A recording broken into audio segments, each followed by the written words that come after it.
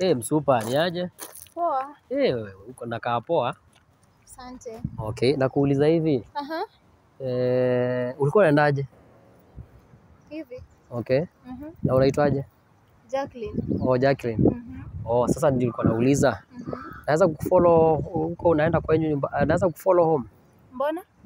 My parents told me to always follow my dreams. Heri wewe. Kai. God have mercy upon us.